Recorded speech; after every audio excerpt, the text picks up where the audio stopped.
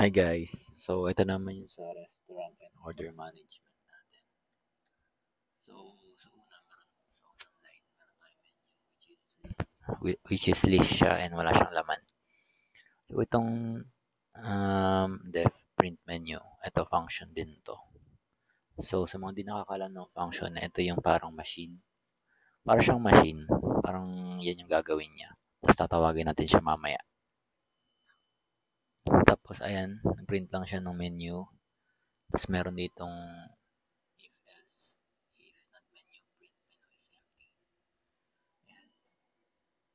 Dadagdagan yung item. Tapos item. One.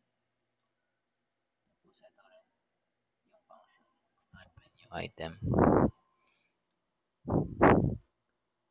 Yan, ito sa print menu. Ito naman sa mag-add tayo ng item. Ito, function din yan. Ito naman, function na mag-remove tayo ng item. So, ganito lang din yan. Dish name variable siya. Input, mag-input. And so wala tayong data type kasi automatic na yan. Pag input lang, ibig sabihin yan, string. Pero kung gusto niyo mag-type ng integer or digits, lagyan niyo ng int. So, ito siya. Found natin false. Yun yung mga gusto mong i-remove. So, pwede rin tayo mag-sort dito. Yan. Ito rin yung function na pang sort menu pero by price siya. Tapos, ito naman, yung may dito siya mag-print lowest to highest. So, ito rin, search menu item, function din to. Dish name to search. Found false. Magtatanong siya ng dish name. For item in menu, loop din to. Tapos, ilalabas niya yung item. Tapos yung name. Tapos ito naman, pag walang nakita, ito yung lalabas niya. Not found menu. So ito, variable din siya. Dish name. Ito yung input natin kanina sa enter dish name to search. Tapos, meron naman tayong take orders menu. Start taking orders. So, nandito yan sa 6.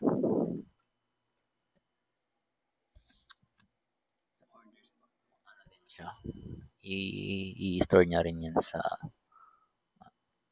items. Ay,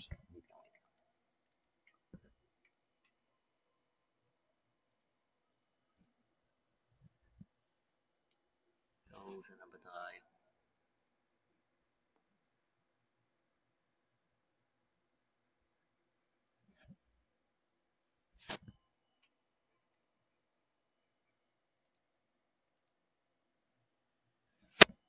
So, dito na tayo.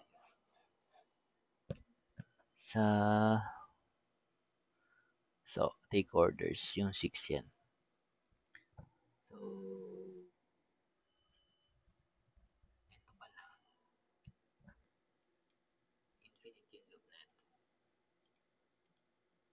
And i-enter mo lang yung dish na gusto mong orderin.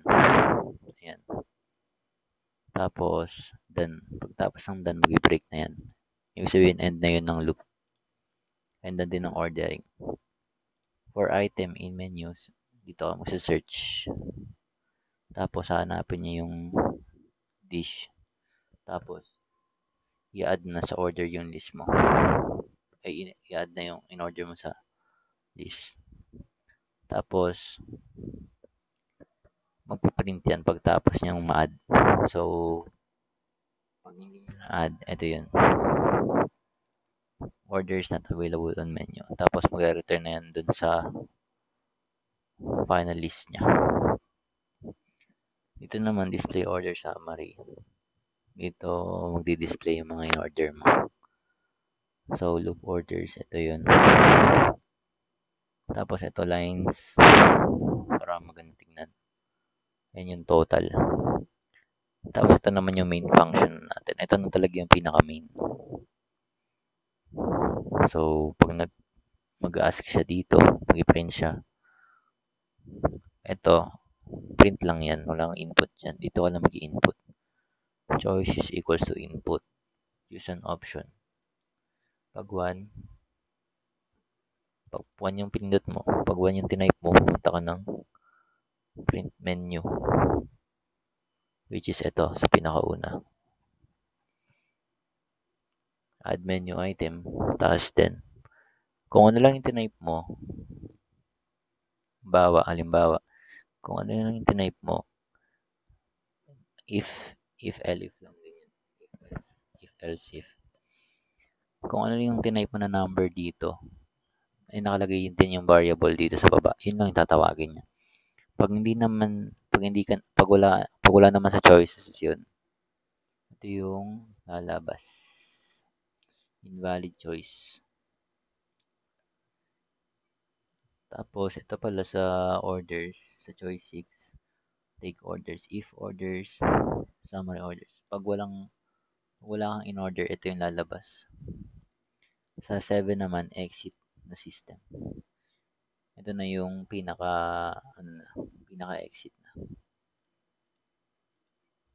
Tapos yung else, ito na yun. So, yun lang.